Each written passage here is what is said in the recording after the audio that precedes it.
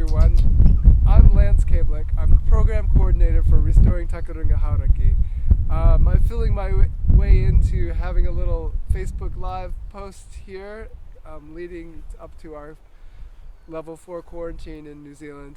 And I just wanted to give you a chance to learn a few things about our beautiful peninsula and suggest a few ways you might do some exploring yourself, or even some contributions through a bit of weeding here or there, getting ready for our planting season later in the winter. We're down at ONeil Cemetery along Bayswater Avenue, and behind me is Paddys Bush. This has been a community project for a long time.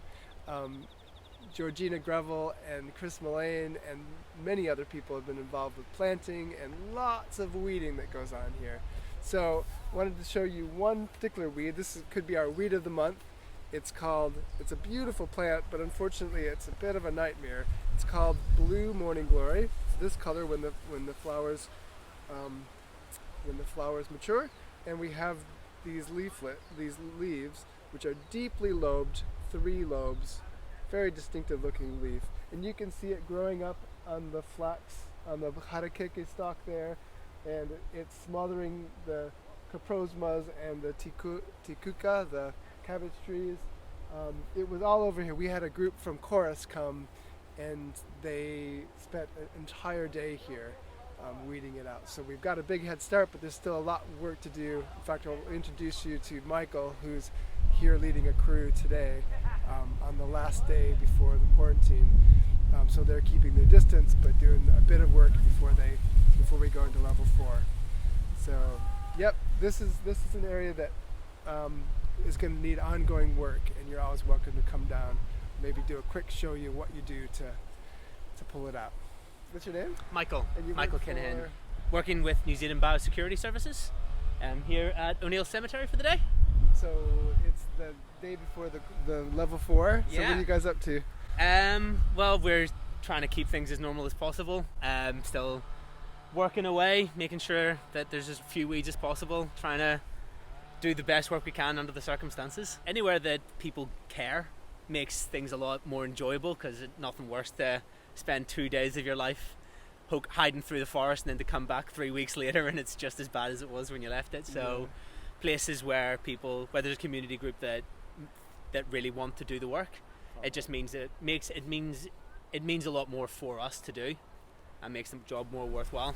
So Michael and his crew are doing a bit of spraying today to help control after Chorus has come in here, but I'll just show you what you do to remove the Blue Morning Glory. So you find the vine, there's that distinctive 3-lobe leaf again, and it's starting to smother this bit of manuka. So we can follow it back, pulling off a little bit as we go, pull it off the manuka, following it back to the ground, into the grass, and it's sort of hard to find, but you have to sort of follow it back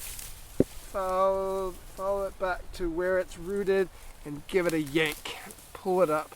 And you can just keep doing that, and you can pull out the individual bits like that, wrap them up, and set them aside. Once you pull them out, they'll die, and they'll die back. And we'll have to do that many times, and we'll use some herbicides over the years as well to help control particular parts.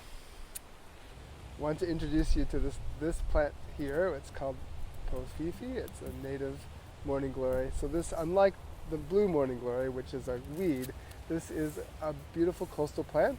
It's also called coastal New Zealand morning glory.